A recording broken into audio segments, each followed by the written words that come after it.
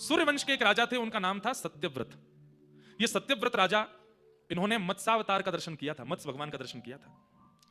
सत्यव्रत राजा की कोई संतान नहीं थी, तब इन्होंने वशिष्ठ ऋषि से कहा कि आप पुत्र कामिष्ठी यज्ञ कर दीजिए ताकि हमारे संतान हो। तब वशिष्ठ जी ने पुत्र कामिष्ठी यज्ञ किया। उस यज्ञ में सत्यव्रत राजा इतने ध्यानस्थ हो गए कि वशिष्ठ जी ने मध्य यज्ञ में पूछा, पुत्र की कामना है कि पुत्री की? तो राजा तो उत्तर दे नहीं पाए। बगल में बैठी रानी ने कहा, मुझे लाली चाहिए, मुझे पुत्री चाहिए। और वशिष्ठ ऋषि बोले ठीक है, और उन्होंने उसी प्रकार के मंत्रों का उच्चारण किया कि इनके घर एक पुत्री का जन्म हो। यज्ञ समाप्त हुआ, राजा का ध्यान खुला, उन्हें तो पता ही नहीं था कि यज्ञ के बीच में पत्नी ने पुत्री की कामना की है। वे तो यही विचार करके बैठे थे कि पुत्र होगा।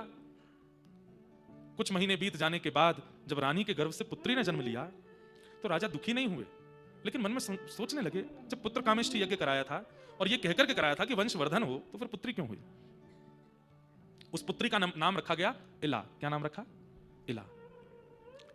वशिष्ठ ऋषि आए आशीष देने, भाई संतान हुई है, खूब आशीर्वाद दिया, खूब सब कुछ। राजा ने बैठ करके बड़े संकोच में चरणों में प्रणाम करते हुए कहा, ऋषिवर आप अगर क्रोधित ना हो तो एक बात पूछूं? बोले पूछिए। हमारे यहाँ यज्ञ हुआ था और यज्ञ में मैंने पुत्र की कामना रखी थी, पुत्री क्यों हुई? मुझे पुत्री से कोई दोष नहीं, बहुत सुखी हूं मैं कि मैं एक पुत्री का पिता बनाऊं, कन्यादान का मुझे अवसर मिलेगा, पर मैं एक पुत्र पहले चाहता था। वशिष्ठ ऋषि बोले, इसमें मेरा कोई दोष नहीं है।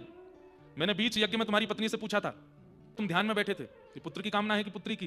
उन्होंने कहा था पुत्री की। नहीं महाराज, मेरा ऐसा कोई विचार नहीं। तुम हमारे यज्ञ पर और हम पर तुम प्रश्न चिन्ह उठा रहे हो। राजा बोले, नहीं मेरी ऐसी कोई भावना नहीं, तुम तो ये कह रहे हो। अब सुनो, मंत्र विज्ञान क्या होता है और एक ऋषि की शक्ति क्या, मैं दिखाता हूं। लाओ अपनी पुत्री को। पुत्री लेकर के आए। बोले एक क्षण के लिए सब लोग आंख बंद करो। सबने आंख बंद की। वशिष्ठ ऋषि ने मंत्र का उच्चारण किया। बोले आंख खोल करके देखो। और जैसे ही देखा तो वो पुत्री पुत्र बन गया, मंत्र शक्ति से उसको पुत्र बना दिया और उसका अब नाम सुद्युम्न रखा गया। वशिष्ठ ऋषि बोले, अब तो पुत्र हो गया, आप चिंता नहीं करना। सत्यव्रत रोने लगे, बोले मुझे क्षमा कर दीजिए, मुझे ऐसी याचना नहीं करनी। बोले नहीं, अब तुम रहो, प्रसन्न रहो। लेकिन भैया, प्रकृति के साथ में चाहे मंत्रों से ही चाहिए, चाहे तंत्रों से ही चाहिए, खिलवाड़ नहीं करना चाहिए। प्रकृति जो दे दे उसको वैसे स्वीकार करो। धीरे धीरे बालक बड़ा हुआ, घुड़सवारी करता था। अपने मित्रों के साथ एक दिन कैलाश पर्वत की ओर गया और कैलाश पर्वत में भी उस खंड में प्रवेश कर गया जहां पर मानवों का प्रवेश करना वर्जित है। सखा चिल्ला रहे, वहां मत जाओ, लेकिन नहीं माना और क्रोध वेग के साथ जैसे ही उस क्षेत्र में प्रवेश किया, सुद्युम्न फिर से स्त्री बन गया। लौट करके जब आए तो सखा तो सारे भाग गए उसको स्त्री रूप में देख करके। रोता बिलखता सुद्युम्न अपने घर आया। सत्यव्रत राजा ने देखा ये कौन स्त्री है, और जैसे ही देखा तो मुख तो मिलता था सुद्युम्न से, लेकिन केश बड़े हैं और आकृति कुछ बदल गई। रोता बिलखता अपने पिताजी के समीप जब गया तो राजा बोले, कौन, किसकी बेटी हो तुम, ऐसे क्यों? पिताजी मैं हूं सुद्युम्न। देख करके सत्यव्रत रोने लगे। उनकी पत्नी रोदन करने, ये क्या हो गया, तुम स्त्री कैसे बन गए? पूरी बात बताइए। भगवान कहते हैं कि हमारे पूर्वज सुद्युम्न, इनका फिर से नाम इला रख दिया, जो इनका बचपन में नाम था, क्योंकि पहले स्त्री थे, इसलिए उस क्षेत्र को इलावृत क्षेत्र कहते हैं। इला नाम रख दिया। और एक घटना और घटी बीच में। क्या? जब ये स्त्री बन गए थे तब चंद्रमा के पुत्र बुध, उन्होंने जब इनको देखा तो इनसे उनका स्नेह हो गया और स्नेह के चलते उन्होंने इनसे विवाह भी कर लिया। और फिर इला के गर्भ से जो बालक उत्पन्न हुए वो चंद्रवंश कहलाया गया, वहीं से चंद्रवंश प्रारंभ हुआ।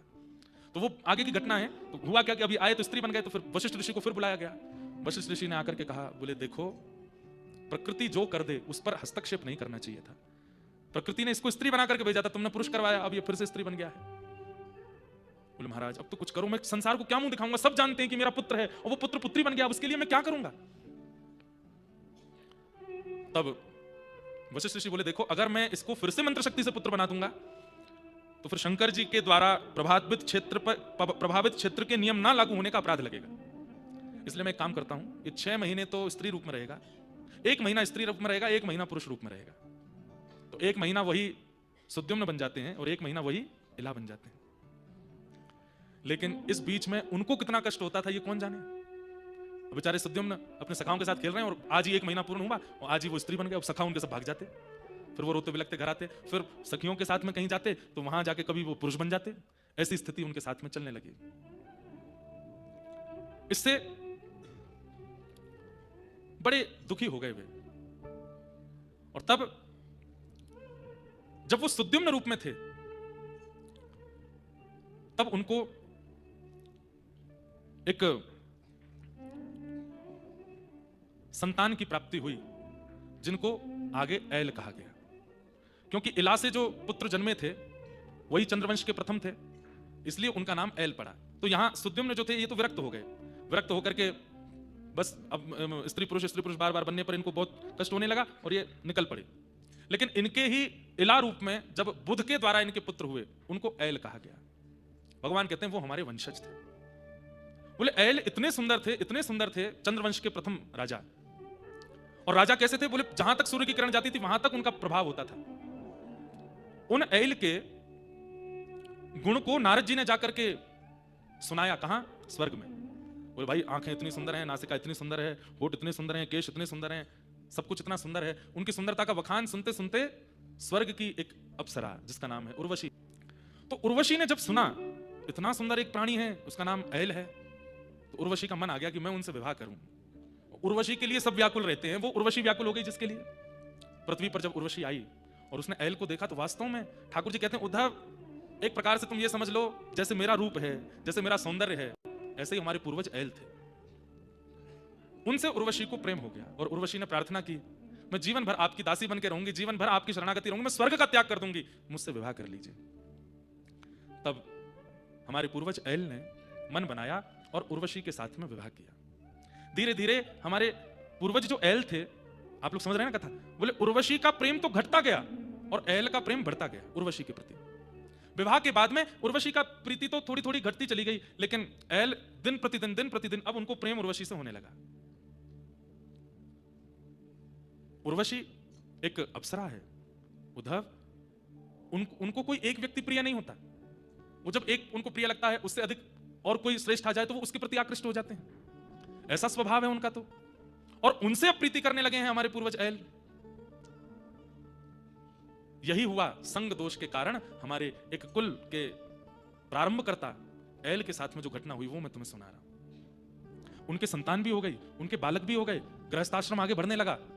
एक दिन अब उर्वशी का भी मन भरने लगा था ऐल से, और यहां इंद्र ने भी कहा कि भाई हमारी स्वर्ग की शोभा उर्वशी कहां है। तब सबने बताया उनका तो विवाह हो गया, वो तो ऐल के साथ में पृथ्वी पर विचार विहार करती हैं।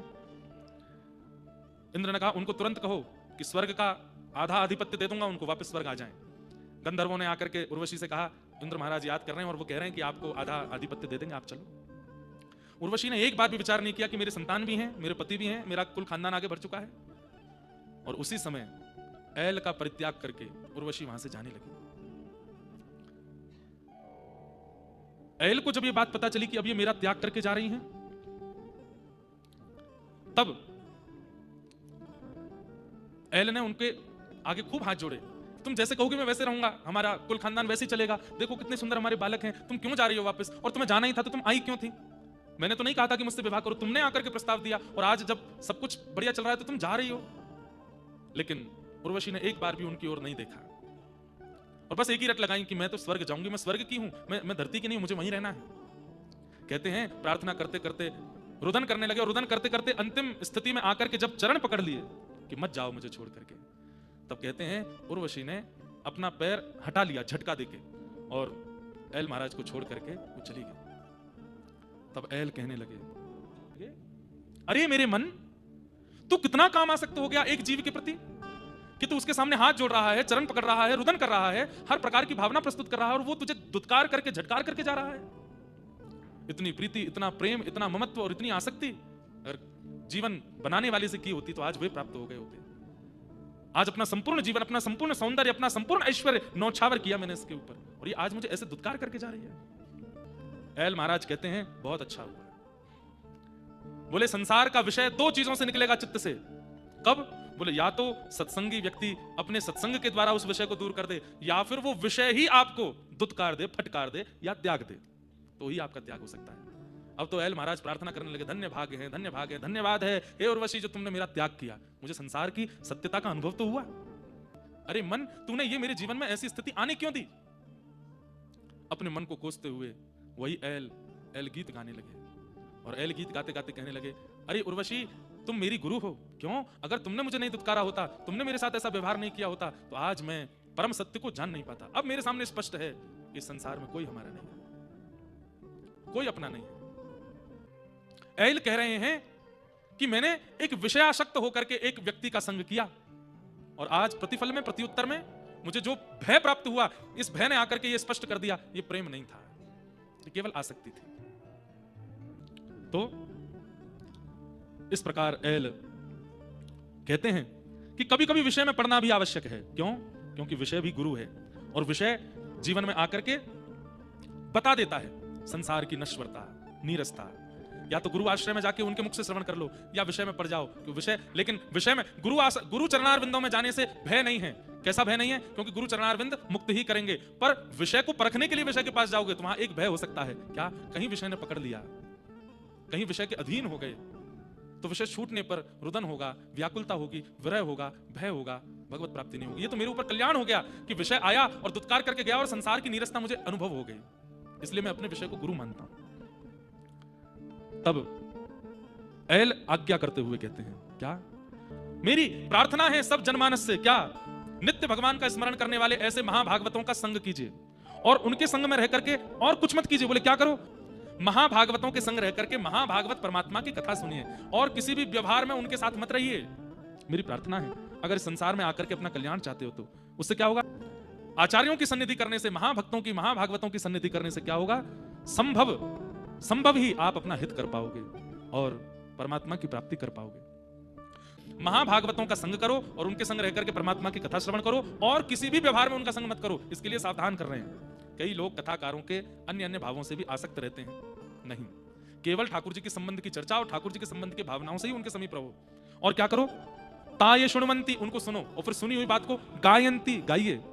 अनुमोदति चिंतते, और फिर उसका अनुमोदन करो। अनुमोदन मतलब जीवन में लाने का प्रयास करो और जो सद्भाव आचार्यों ने बताया अगर वो चाहने पर भी जीवन में ना आ पावे तो उस सद्भाव का चिंतन करो और विचार करो कि ये मेरे जीवन में क्यों नहीं आ रहा है। अनुमोदन्ति चिंतन्ति मत्परा श्रद्धानाश्च भक्तिम विन्दन्ति ते मयि। मेरे पराधीन हो जाओ। ठाकुर जी के उद्धव, अब भगवान उद्धव से कह रहे हैं मत परा, मेरे अधीन हो जाओ। श्रद्धानाश्च, कैसे? बोले श्रद्धा के साथ, अश्रद्धा के साथ। बंधुओं एक बात हम आपसे कहें, जब व्यक्ति ठाकुर जी की शरणागति लेता है लेकिन शरणागति ले रखी है उसमें श्रद्धा नहीं है तो कई बार ठाकुर जी की सन्निधि में भी ऐसे ऐसे अनुभव और ऐसे ऐसे भाव प्रकट होने लगते हैं जो नहीं होने चाहिए। कई लोग भगवान की परम सन्निधि में रहते हैं लेकिन काम उनका त्याग नहीं कर पाता। भगवान की परम सन्निधि में रहते हैं पर क्रोध उनका त्याग नहीं कर पाता। इसका मतलब क्या है? ठाकुर जी के सामीप्य में रहने के बाद भी काम नहीं गया, क्रोध नहीं गया, लोभ नहीं गया, ईर्ष्या नहीं गई, द्वेष नहीं गया। इसका मतलब श्रद्धा नहीं थी चित्त में। केवल ठाकुर जी के पास थे, श्रद्धा नहीं। और थे भी तो किसी अपनी स्वार्थ के कारण थे, मुझे ये दे दो, मुझे वो दे दो, इसलिए थे। नहीं तो ठाकुर जी की सन्निधि क्या करती है? पवित्र करती है। और यदि वो पवित्रता नहीं आ रही है तो इसका मतलब क्या है? श्रद्धा की कमी थी, श्रद्धा नहीं थी चित्त में। श्रवण करो और नेत्रों से मेरे अनुचर संतों का दर्शन करो, नेत्रों से दर्शन करो। बहिर अर्क समत्विथ, संतों के दर्शन से क्या होगा? बोले बाह्य रूप से दर्शन करने से अंदर का जो चित्त है वो पवित्र होगा। जितना हो सके संत दर्शन करो। देवता बांधवा संत, संत आत्मा हमेव च। देवता हैं, संत हैं, देव हैं, आदि आदि सब हैं, परंतु इनमें जो मेरा गुणानुवाद कहने वाले संत महापुरुष हैं ये सब मेरी आत्मा है। इनका संग करो, यही संसार की नीरसता और संसार के जड़त्व में तुम्हारे सहायक बनेंगे।